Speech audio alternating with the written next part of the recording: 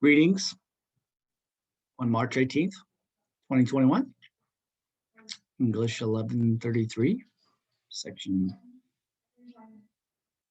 Z28.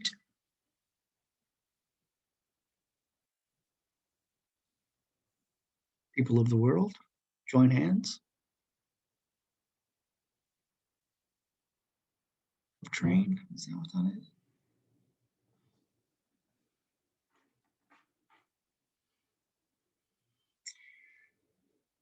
So today we're going to what I'm calling a preview for the midterm, a review of all the materials that lead to the midterm.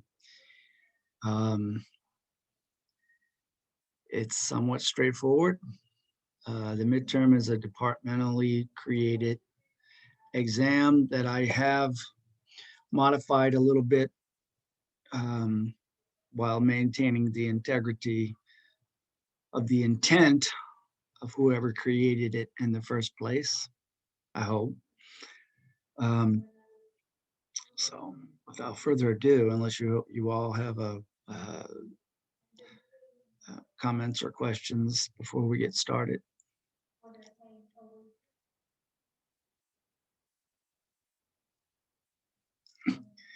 I got chitter chatter in the background. I hope it's not too bothersome.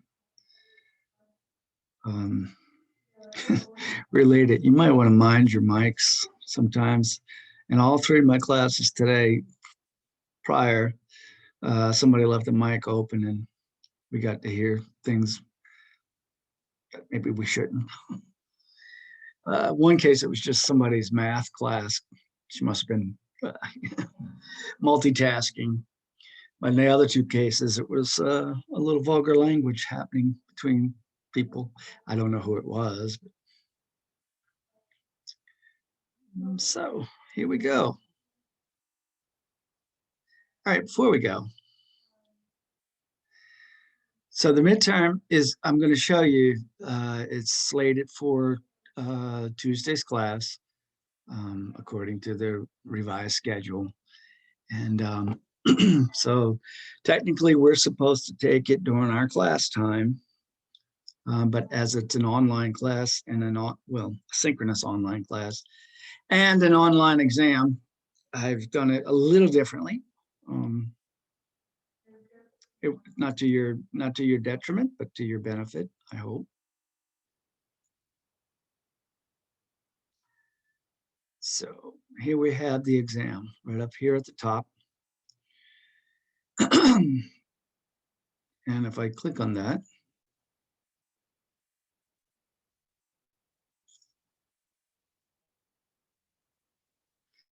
all right, so this is not the way you'll see it. Down here, you can see it's set to be due on March 23rd by the end of our class period time. So that's its technical due date. You know, it should close then, but it actually will open at midnight the night or the morning, however you want to look at it, prior, and close 11 hours and 59 minutes later, 1 minute before the next midnight. So you have 11 hours and 59 minutes of a window of opportunity to take the exam that is set for 70 minutes, so an hour and 10 minutes. It's only 20 questions, so it shouldn't take you 70 minutes. I I advise you to be careful of that. It probably only take you 45 minutes tops. But don't open it up and then go, have a sandwich and sit on the couch and fall asleep, because it will shut down on you after 70 minutes and you'll come back and you'll have gotten nothing right.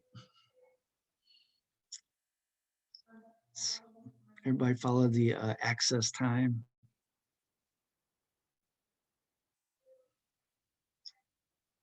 All right. And so what I've included, I'll open the preview real quick.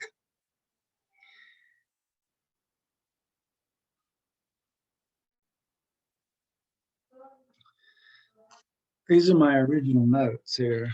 You can see it's just handwritten.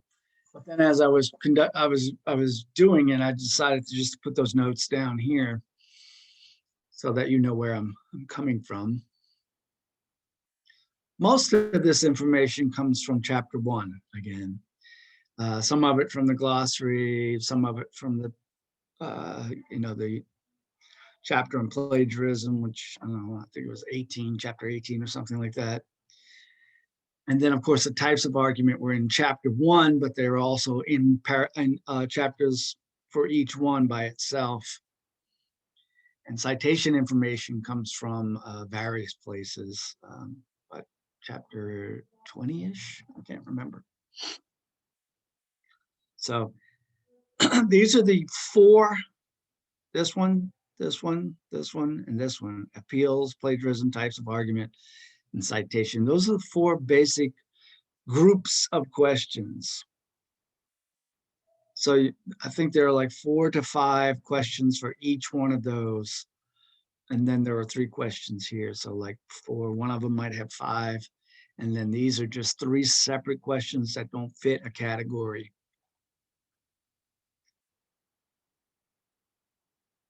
So the appeals is the first category. And, we went over that a lot. We had it in our chapter 1 quiz. We had it on the glossary terms quiz. So it shouldn't be all that much new information for you. You've heard it until you're sick about hearing it. But it sort of sticks with you, and it keeps you kind of grounded to what it is that you're doing as,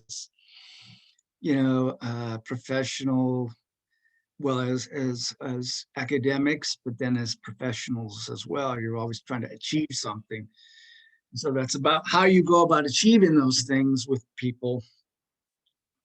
And so, but for today, I'm not going to review all that, the way to use it. This is more of how to identify it when somebody else has used it.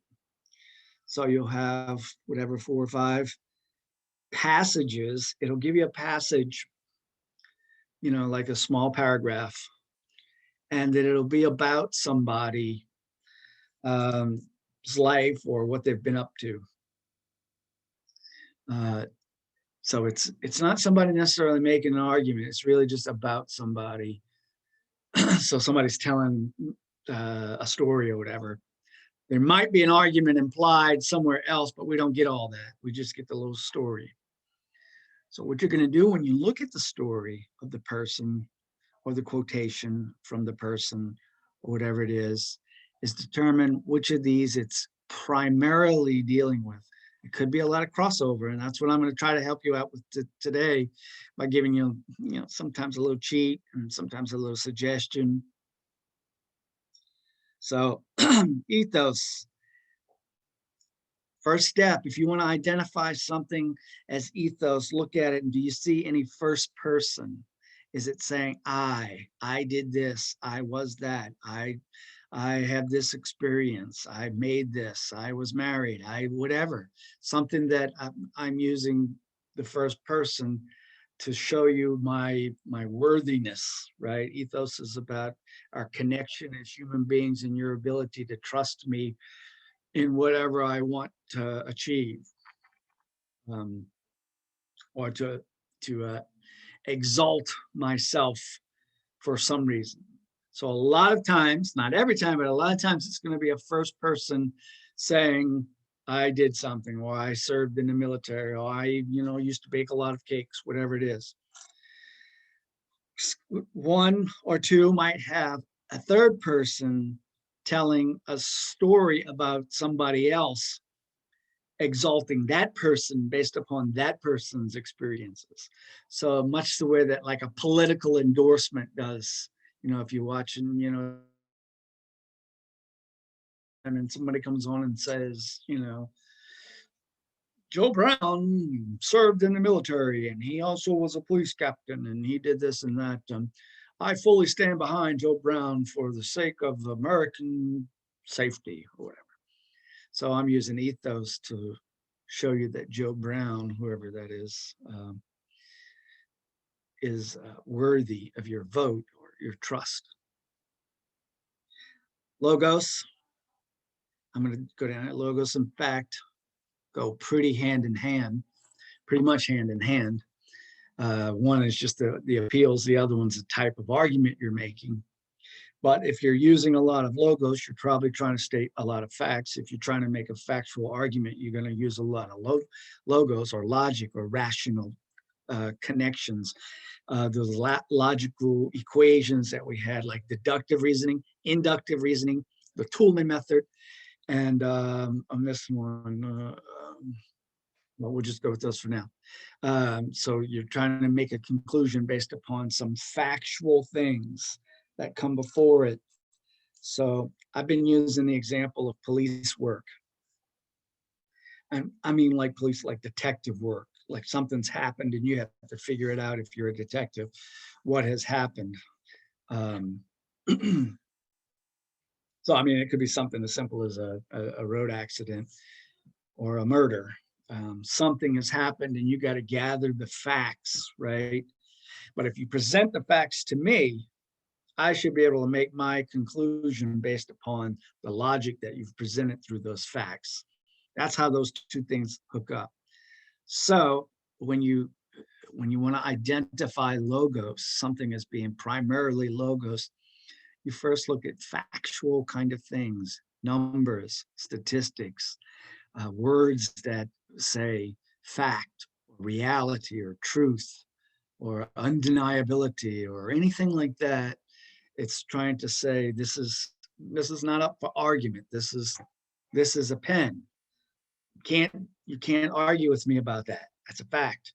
Now, if I said this is one of the greatest pens, well, then we have an argument, and then I would have to back it up with whatever. So first, for identification purposes, you're looking for those kinds of that terminology. A lot of times it has numbers, some kind of numbers, but it won't always have numbers, but it'll have things that imply numbers like cost, finances, or the word number. And I'm going to give you an example of one to be careful with, basically almost giving you the answer if you pay close enough attention. Pathos, you'll identify that by the ones that make you have some emotional connection, right? So even if you're the coldest hearted person in the universe, you have to be able to use your imagination. Like, how would it make other people feel? Feel is the right thing, right? So if it's going to make somebody happy or sad or sorrowful or angry, those are dealing with pathos. So you're looking for things like, injustice or impoverishment or hunger or pain or death or sickness.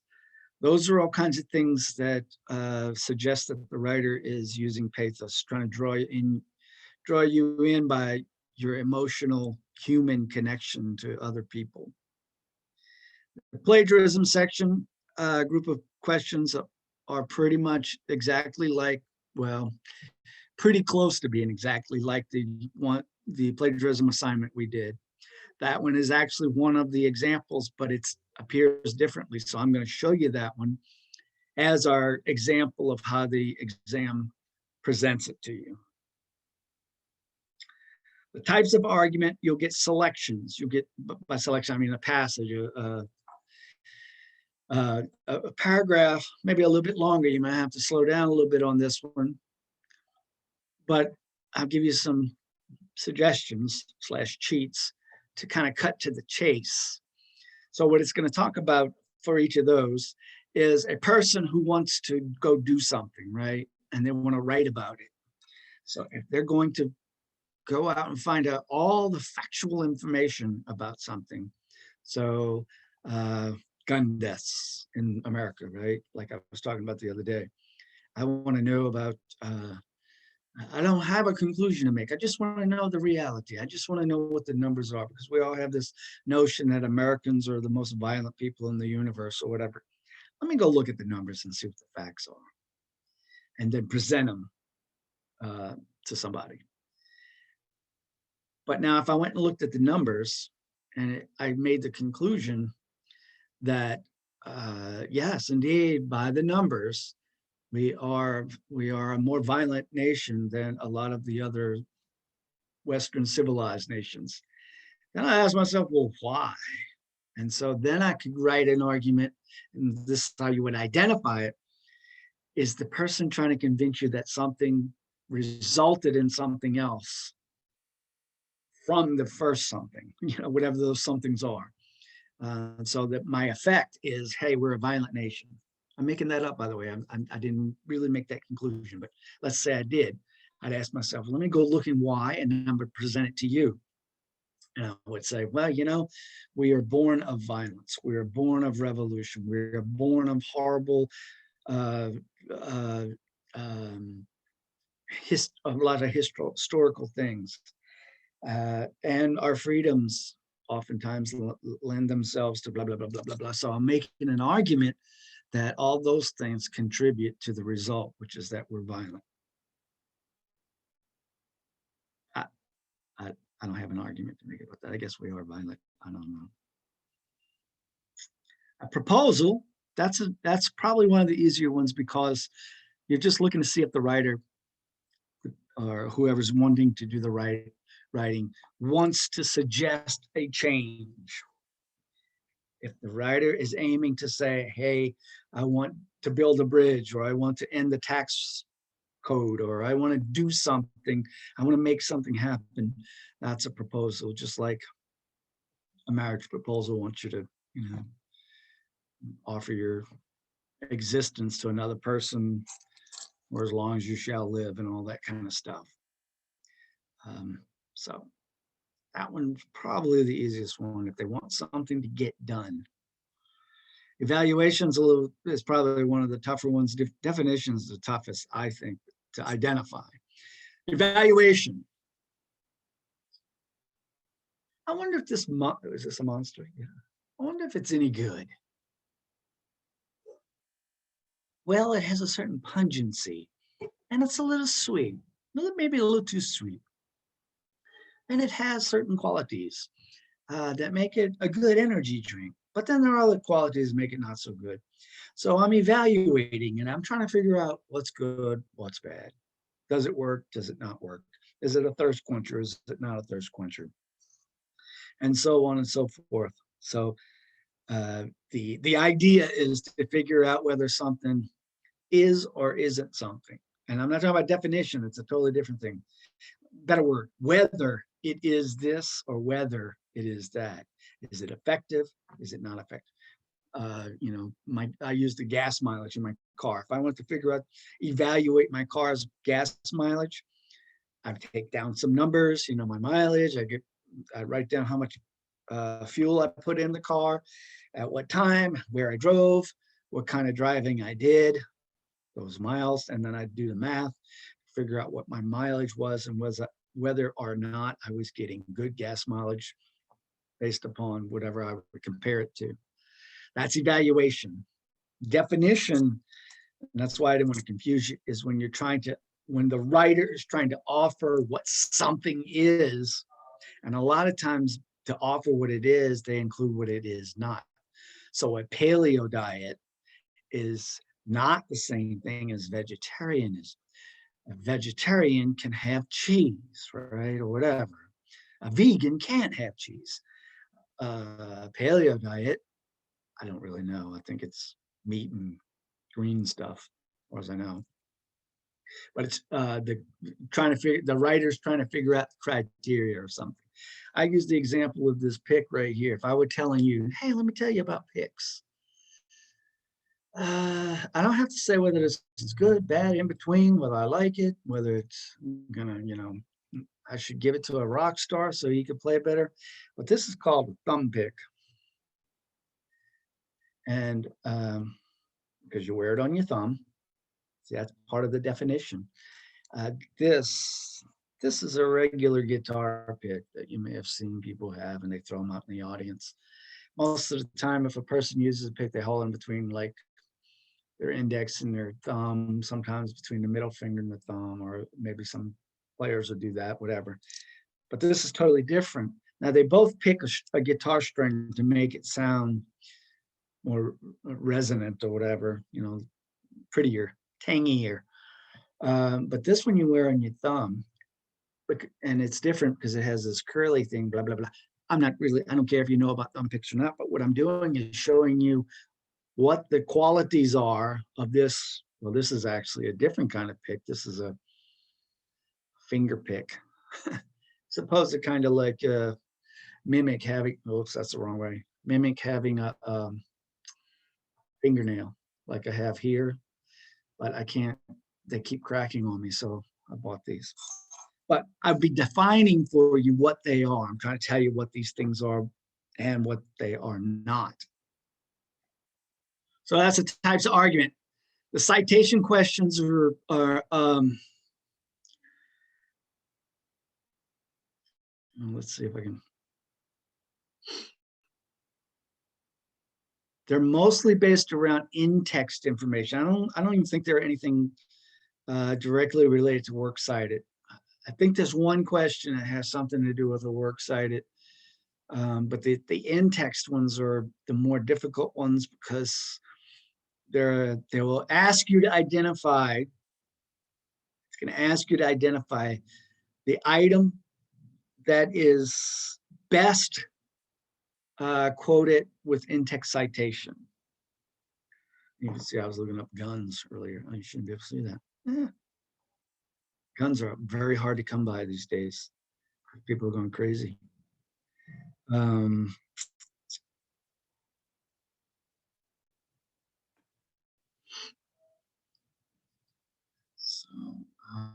in text. I don't want to searching for them. Too lazy for all that.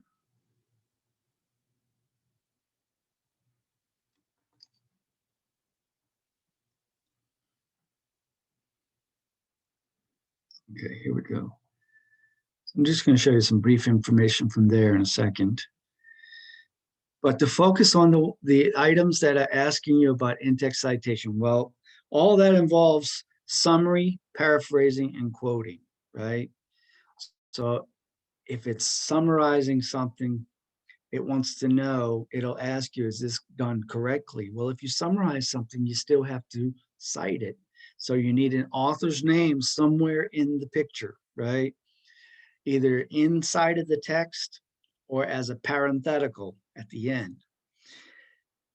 A lot of them are going to ask you which is the best integrated, which means taking the quotation or the paraphrase and smashing it together with the writer's own writing. That's the difficult part. So I'm going to look at a preview in a second. I'm already in the preview, am I? Yeah. And what we're looking for in those cases, remember that in-text citation is a direct, like a plug-in, a link, a correlation to the works cited entry. And how do you determine that? Well, frozen. There I go. Your works cited entry would look like this, pretend. And so when you were in text, you were citing it, you would either have the author there named in your text, and then if you have a page number, you put that in your parentheses, If you have no page number, nothing goes there. If you don't mention your author in the text, like here, then we have to put his name or her name in the parenthetical. The thing to know for the test is don't ever do both. If it's got the author's name here and it cites the author again in the parentheses, that one's no good. It probably would be okay by me, but it's not okay by the exam. Here's just another example. The author is named in the text, and then we integrate. We take a piece of quotation, we just fuse it with our own words. And in this case, we have a page number, so we put the page number. Same information, but this time we didn't mention the author in our text. So we have to put him in the parenthetical. And this would be our works cited. So your parenthetical is always going to be, whenever possible, the author's first name. The author's last name. And that's all you need. You don't need any of the rest of this unless you don't have an author's name. Then you include as small of the title as possible. They used a lot here, I don't know why, but I would just put impact of to designate the item on your works cited page. So those are the things to remember as we look at quickly look at some of the preview questions. Well, yeah, we'll say it like that. All right, so this one, I sought some authority. I did this. I. Now I see some numbers here. Don't let that confuse you, because the predominance of this is all about all the wonderful things that I have done. So trust me. I'm just answering none of the above for all of these. Don't follow my lead on that. You'll get them wrong. Slow me down if you need me to. I'm racing through this. This is all review, but I'm also trying to help you do well on the quiz, the exam. What is this one? I don't remember this one.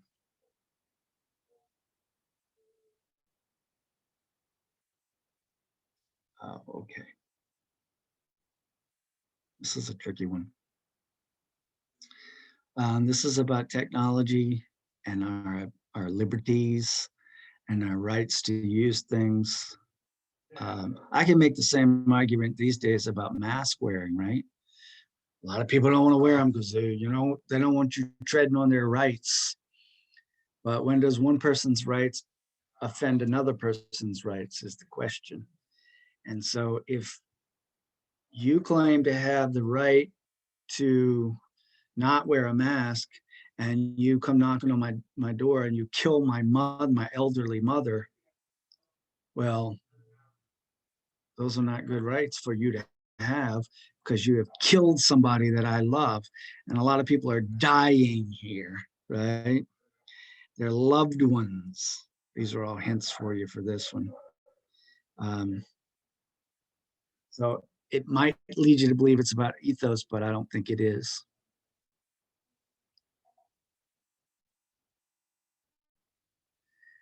And so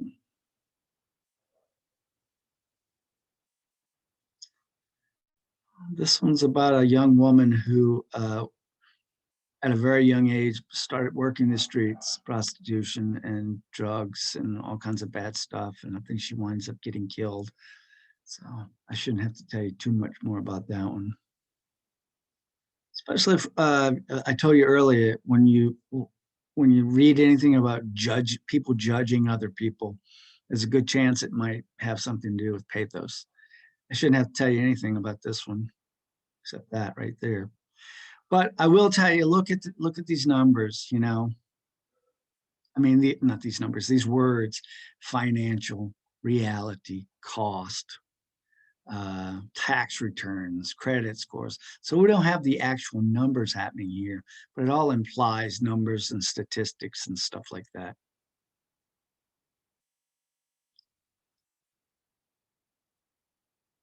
One more I wanted to show you. Well, Mrs. Vasquez here was a very helpful teacher and mentor to a lot of the young Latinas in some neighborhood. And so you would say, all right, so she got, where does it say?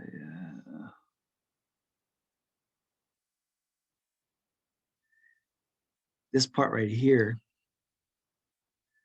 she got sacked, right? She got terminated. She got the boot. That could lead you to believe it's pathos, right? Feel sorry for her. But the writer of this says, no, she's going to find another job because she is great. She has done a lot. You can best believe Ms. Vasquez is one of the great teachers of ever. Um, so, oops, you didn't see that, did you?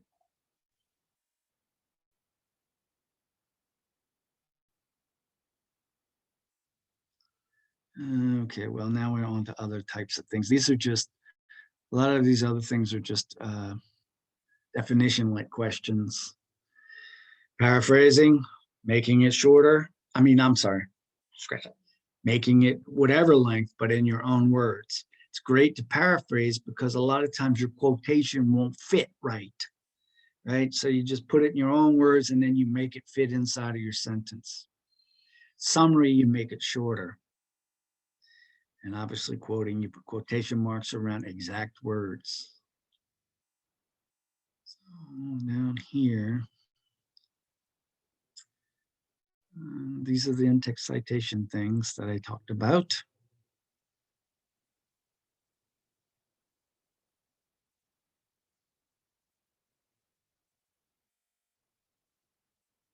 And I give you some hints on some of them.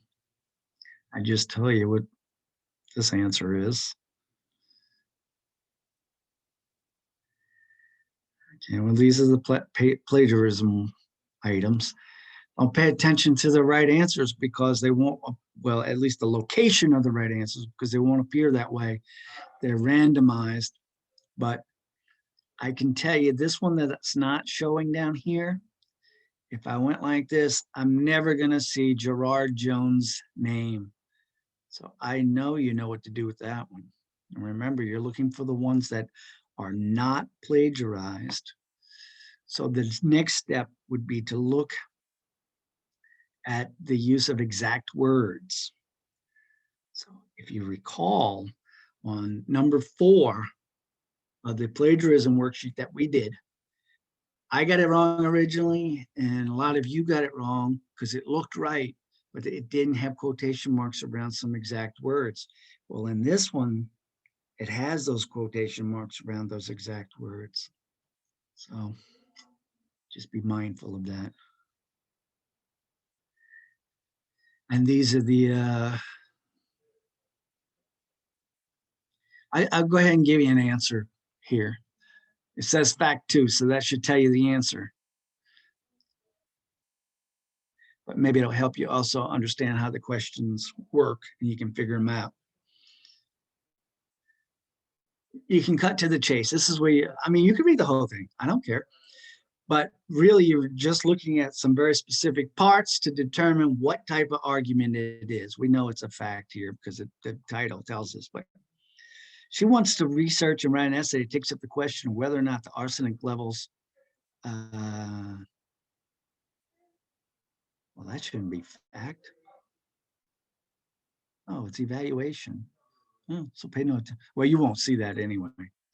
But it's a good, it should, you don't see the titles of it when you're taking the test, but I just showed it to you. So scratch from your mind the idea it's fact, because it's actually evaluation. Because remember I said of whether or not fall in the range of acceptable. So that this is the only, for every one of them, if you look at that, that's the only information you really need to deal with. I mean, if you want to read about Rihanna and her, whatever she's doing, it's fine. But they're all going to be like that. There's somebody wanting to do something. Here's your hint on this one, right? So, and the final 3 questions, I don't know how they're going to actually appear on your test, but the final three that I'll talk about are annotation. You already had that question. The least active way to engage with the text is, and you'll get, I don't know, 3 or 4 choices.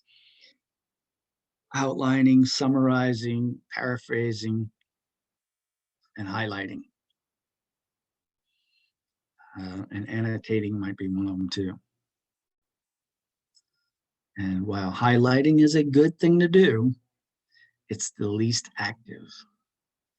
Kairos, like I said, kairos is some Greek word that you don't probably ever have to know ever again, but it is part of the test, and it simply means of an opportune time or moment. So, you know what? Right now, it would be a good time to write about the problems with technology and the over-reliance we have on technology and how that can be detrimental to us. You know why? Because we just had a power outage. Well, we had a network outage, and then we had a power outage, and all of that affected for 2+ weeks. We were affected in our ability to use technology, and it's really displayed our reliance on it. So it's a kairos moment. It's a moment of opportunity to write about that kind of stuff. And the last question that you'll have to worry about is a simple definition of plagiarism. So it's a little tricky because it's going to give you a definition, but it'll also give you examples of plagiarism, and it'll also talk about types of plagiarism. All you're looking for that question is the definition. What's the best definition of plagiarism? And that's it for the review or preview. Questions about any of that? That or the access business? I don't think I changed anything, so I'll have to save it, do I?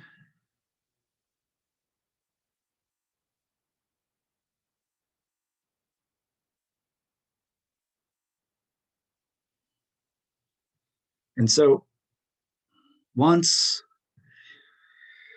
we get past the midterm exam on Tuesday, next Thursday, we'll start heading toward SA3. And then one thing I didn't tell you all that I said to other classes, I did make a proposal, right? I offered for us to do something, or for you to do something.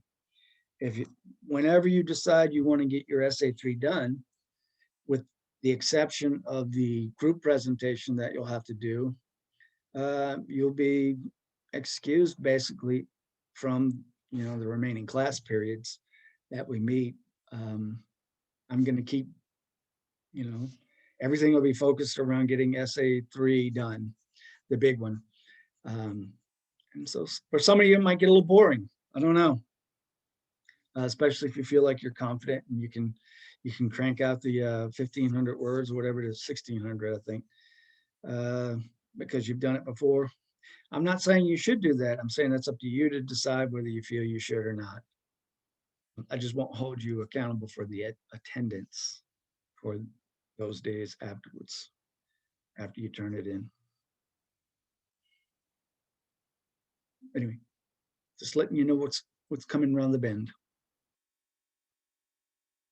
Maybe nicer weather will stay. Of course, it'll be getting hot soon enough. I told my other class that I have a swimming pool in the back. And I love it, except it costs a lot to maintain, and time and effort and money. And I don't really get to use it a whole lot because it's so damn hot here that by July, it's a bath, right? Big giant bathtub. So it's not as pleasurable. Be nice if it's nice and cool. You don't care. Shame on you. You should care about your poor old teacher paying all that money for a swimming pool he never gets to use. Well, I get to use it. I just choose not to.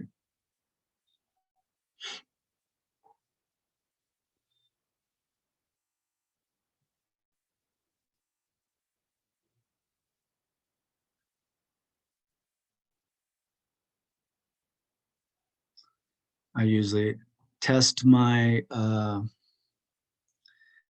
my will and my desire by jumping in it usually mid-April when it's still really cold.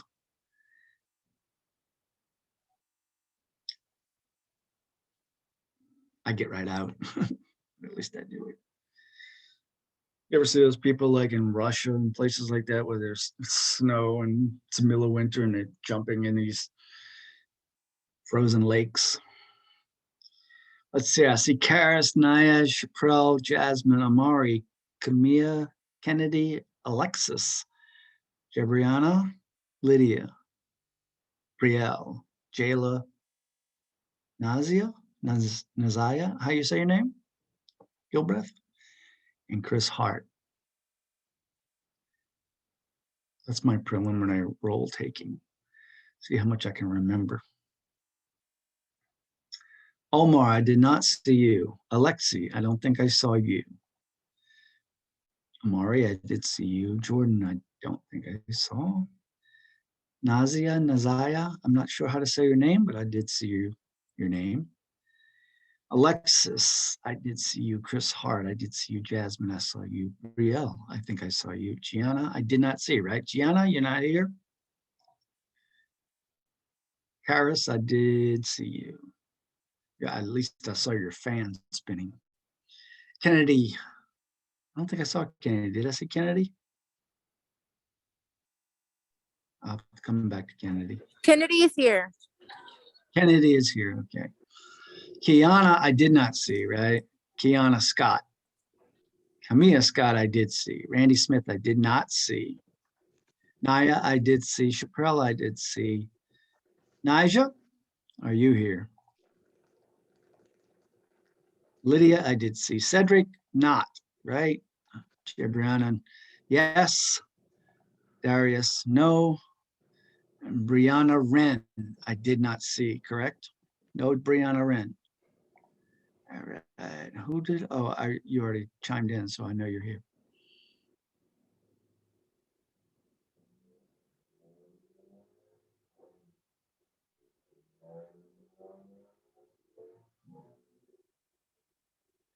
And that'll do it for us for today, unless you have questions. Yes, sir. So I know the essay is gonna be due tonight, right? Yes, sir. Yes, sir. Well, it's already due, but it stays open through tonight.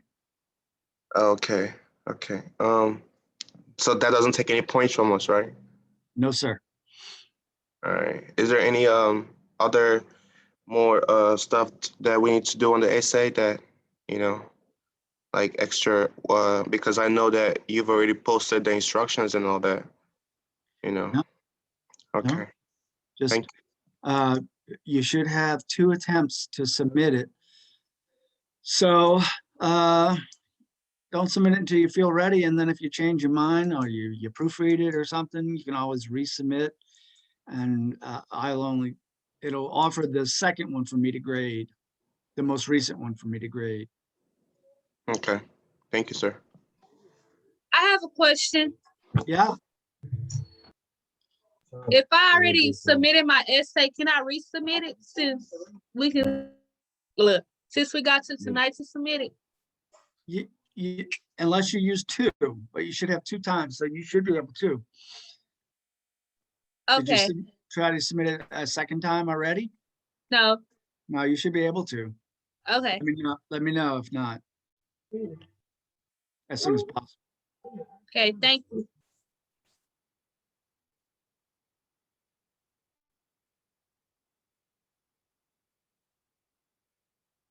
That's the youngest student I've ever had.